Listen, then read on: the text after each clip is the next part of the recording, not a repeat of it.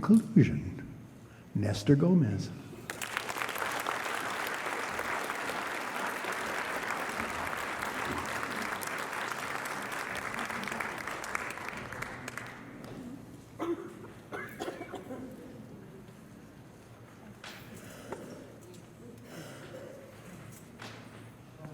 Thank you.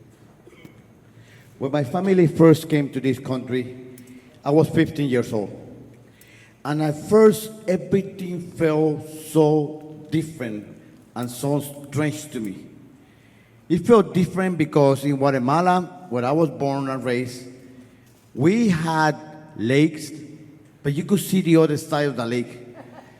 And my family moved to Chicago, and I don't know if you've seen the Lake Michigan. It does not look like a lake. In Guatemala, we had corner stores where you go and buy your milk and your sugar. Here you guys have humongous stores where you could disappear for days. And another thing that was different was that everybody here was much taller, looked different, and spoke a different language than me and my family spoke. Well, my family spoke, because my family spoke Spanish. I couldn't speak anything. I had a stutter, so I couldn't really speak anything. I say that when I moved to the United States, I became a bilingual stutterer. So me and my siblings, every time that we went to the park, every time that we went to the store, every time that we went to the lake, every time that we went anywhere, we felt like strangers. We felt like we didn't belong. The only place that we felt at home was at home, at my mother's tiny apartment. There, we could watch TV. We could watch Univision and Telemundo. Back then, when there were only a few channels on TV, those were the two Latino channels, and we could watch the shows that we used to watch in Guatemala. It was amazing. And then in the evenings when my mom came back from work, she would change that channel from one channel to the other one so she could watch her novelas, her soap operas. And in Guatemala, men are not supposed to watch novelas, soap operas. But here, me and my brother were like, oh, novelas! And we would sit with my mom to watch the novela. And the best part, oh my God, the best part was in the weekends. In the weekends, my mother would send me and my brother to the video store. Remember those? When you actually had to go outside to get a movie? She would send us to the video store to rent 3 movies from the huge selection of Mexican movies at that video store.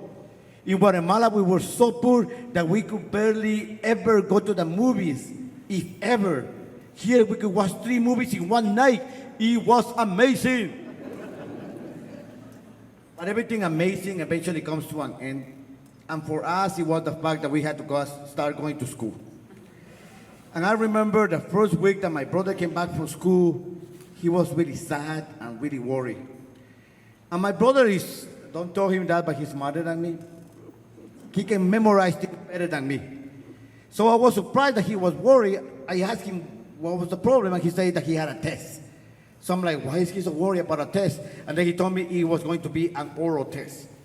I got scared because speaking in front of a crowd, and speaking in front of the class, to me it was super scary. And then he told me what the test was going to be about. He had to memorize the states of the United States and their capitals. So I told my brother that I was going to help him out. So we wrote the names of the states and the names of the capitals. We couldn't look it up on Google because we're old, so we had to actually look it up on encyclopedia and write it down. And then I show it to him, and he'll memorize it. I show him one of the states, and he looked at the card, and he's like, Iowa. Perfect, I told him. He was trying to pronounce Iowa. You see, the problem was that in the 1 week of schooling, we had only managed to learn the A, B, C, D, E, F, G. So we thought that if we put how you pronounce every letter together, you could actually pronounce the word. I-O-W-A, I-O-W-A, Iowa. It makes sense to us. So he memorized all the states and the capitals the way that we pronounce them. I know, right? And he went to school. So the next day when he came back from school, I'm eager to know how he went. You know, he's probably had an A plus. He's probably going to be the class president. He's going to be a teacher soon. And I asked him how he went, and he's like, he doesn't want to talk to me. He's like, and finally he says, everybody was laughing at me. The teacher was laughing at me. The other students were laughing at me, and the teacher even accused me of not studying. I got really mad. I got really mad at the teacher for making fun of him, at the other classmates for making fun of him as well, but I got mad at myself for not being able to help my brother. So I told my brother, you know what the problem is?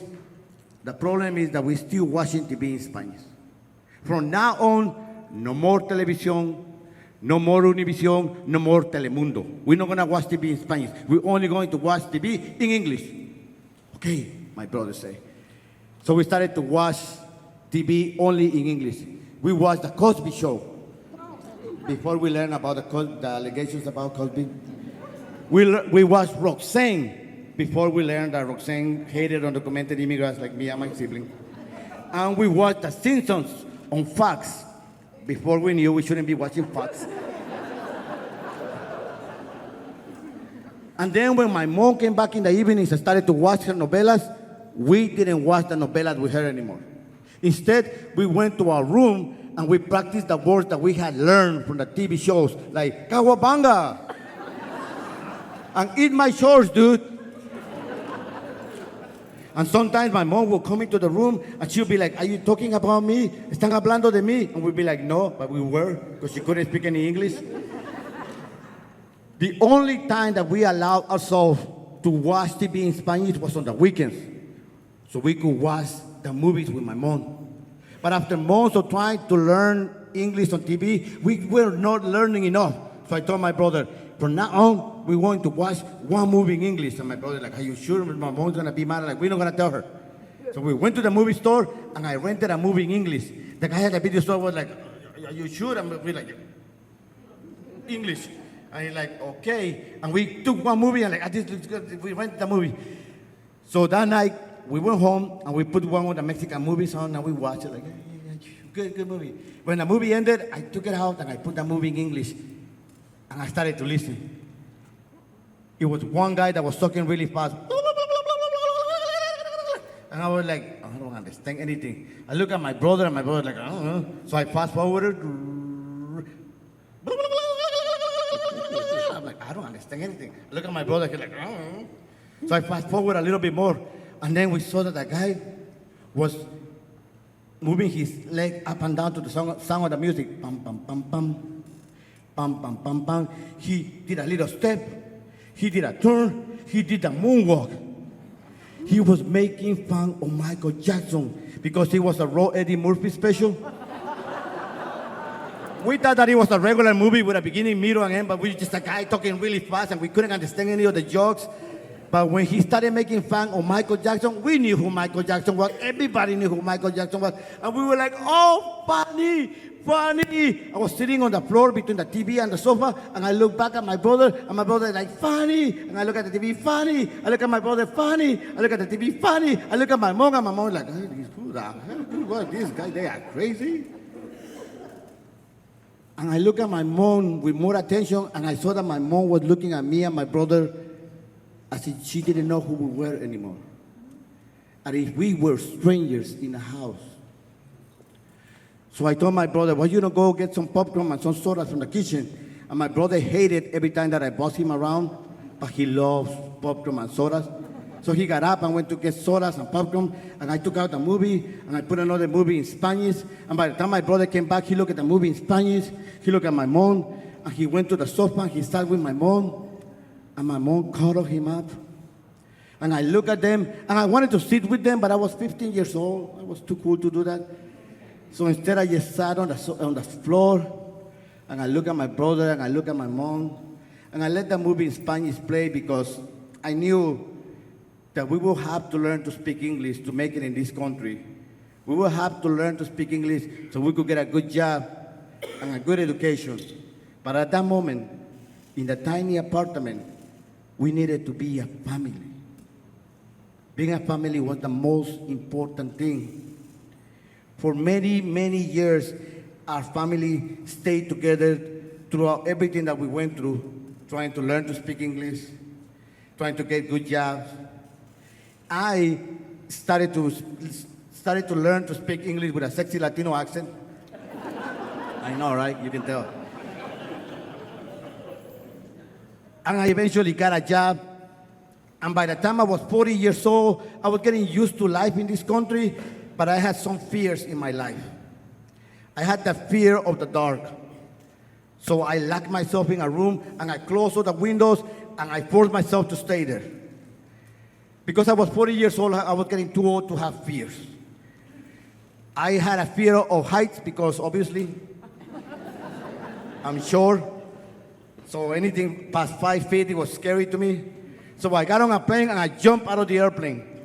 Not like just jump out of the airplane like a maniac, open the window like, bye! No, I went skydiving. And to get over my fear of public speaking, I signed up to a storytelling event and I told my first story ever. And it was amazing. I found that I could tell stories. And I started telling stories and sharing stories with people because for over 40 years of my life, I couldn't talk. And suddenly I have found an outlet and I was able to tell stories. And one day I'm at home after telling stories for years, and then I see this email and I cannot believe what I read on the email. They wanted to make a movie out of one of my stories. They are telling me that they love my voice and they want to use one of my stories to make a little movie, a little animated movie that's gonna play on schools and libraries across the country. I read this and I start screaming because I'm so happy and I'm so excited. And that night I dream that I make the movie and I get invited to the Oscars. And that I'm taking pictures with Jennifer Lopez and Salma Hayek. And they want to make a movie with me. I'm dreaming, I'm so excited. So the next day, when I read the second email, I'm not that excited anymore because the money that they're offering is not Oscar Award money. Storytellers don't make that much money. So they wanted to make a movie out of my story, but they are not paying. They're paying the minimum, less than the minimum. And at first I want to go like, how dare you, who you? And then I check myself. Because I remember that when I came to this country, I couldn't speak the language. I didn't have a voice. And now I could have one of my stories on the schools and the libraries, and little kids like me could listen to the story and get inspired. So yes, I'm going to make this movie even if they don't pay me for it. So I respond, yeah, I'm going to make the movie. Let's do it. And we start sharing emails and information, and we edit the movie, we edit the story until we agree how the story is going to go. And I go to the recording studio, and I tell my story, and it doesn't go well. And I tell my story again, and still not okay. So I tell my story one more time, and one more time, and one more time, until finally the guy from the studio comes out and says, when you tell this story, who are you telling the story to? I go like, to you so you can record it on your CD and make the movie? And he's like, no.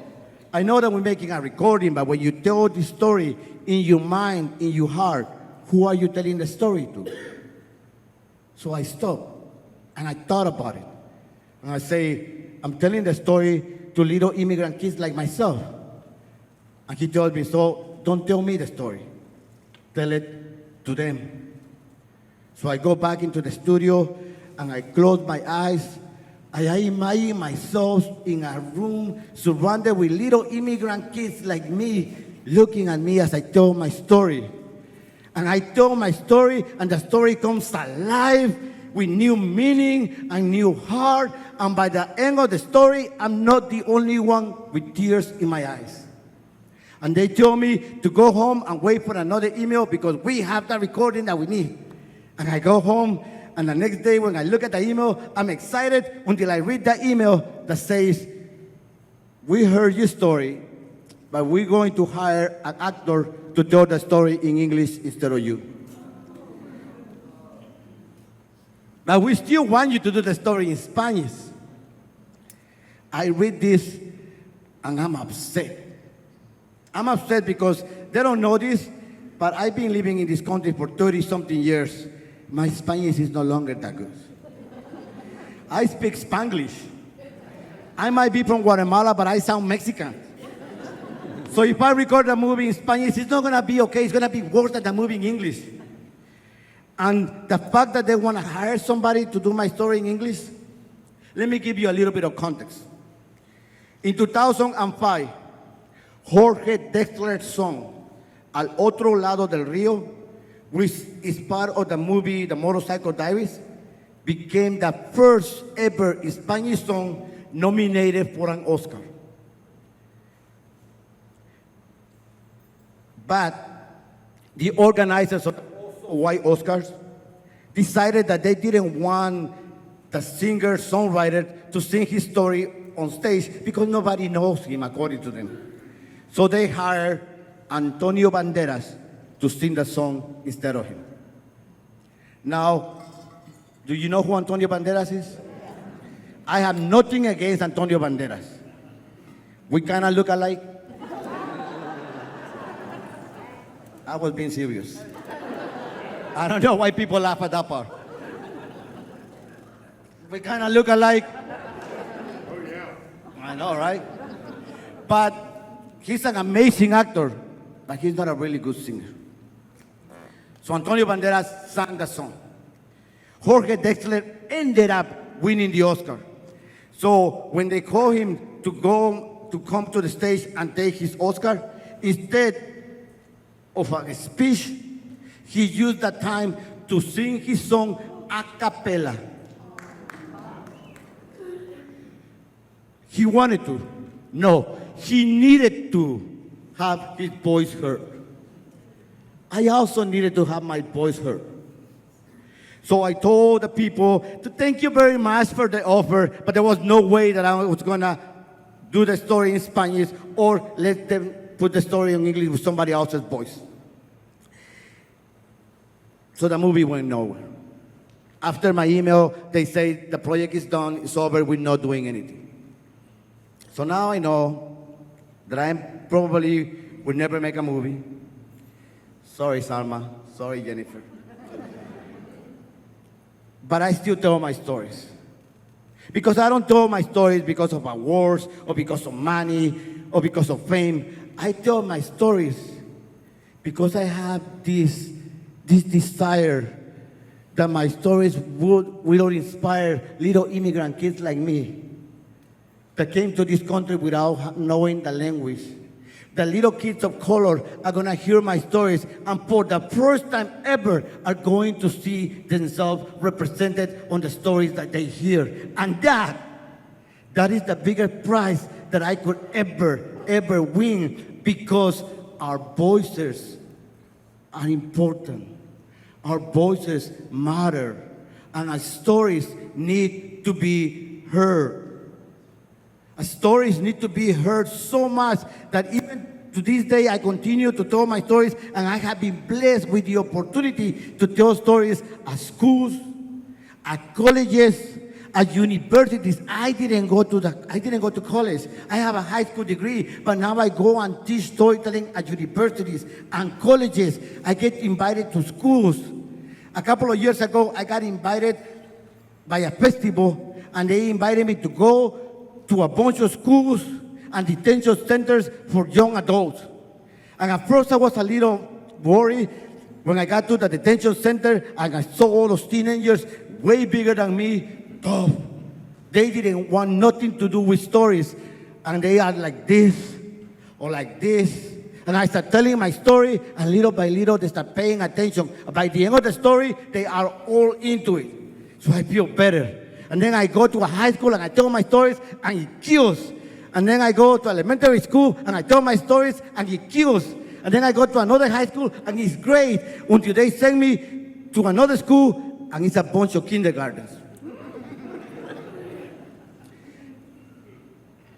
And for about half an hour, I tried to tell this little kindergarten class one story, and it was a disaster.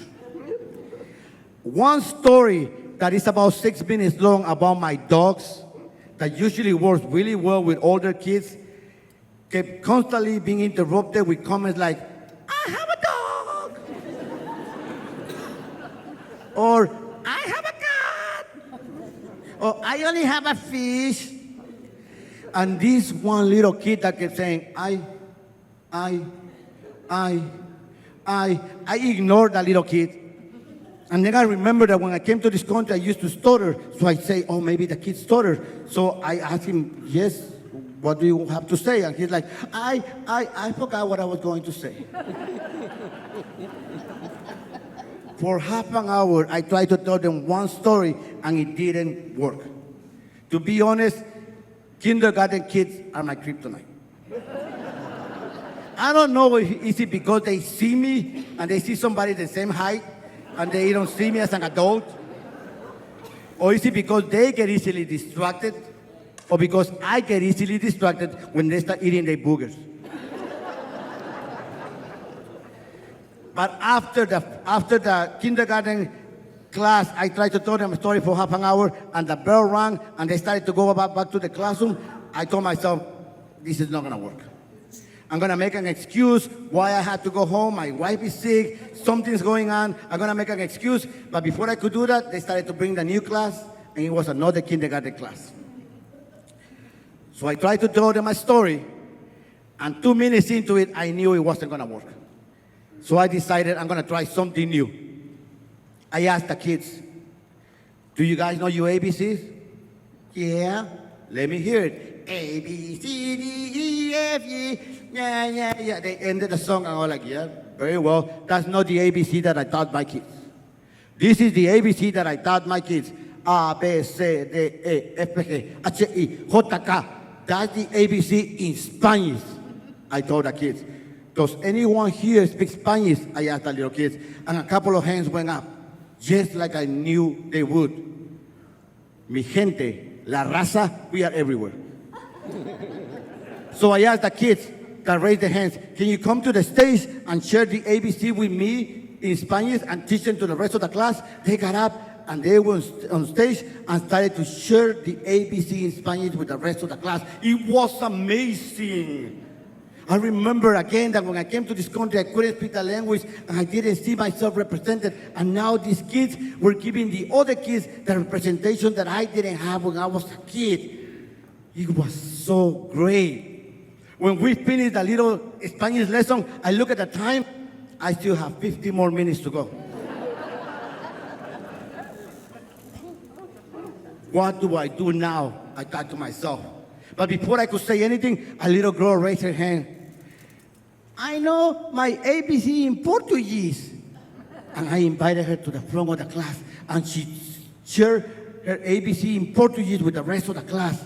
And after she finished, one little girl raised her hand. I know my ABC in Chinese. And 9 other kids got up with her and shared the ABCs in Chinese. We even had one little girl that spoke Arabic. My little immigrant heart was coming out of my chest. I was so excited. It was fantastic. Before I could say anything, boom, the bell rang and the class took off. A teacher came over to me and started going, oh my God, that was amazing. And before I could say anything, she said, the little girl that raised her hand, that she knew her ABC in Portuguese, she moved from another district. She's been in the class for like a month. This is the first time that we heard her speaking. The teacher started to cry, and I had to do my best not to start crying right there. I started to say goodbye, and I walked to my car.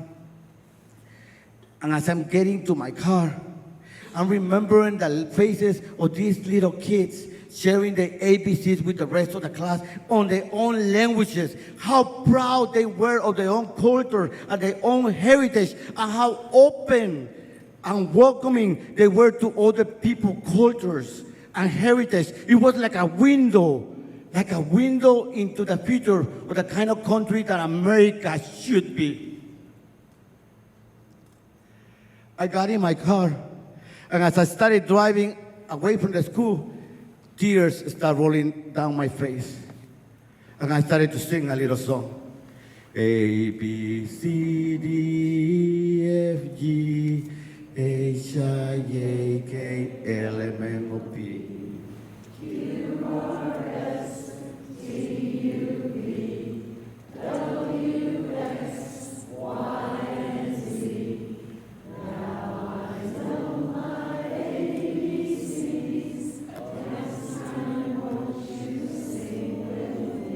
Thank you so much.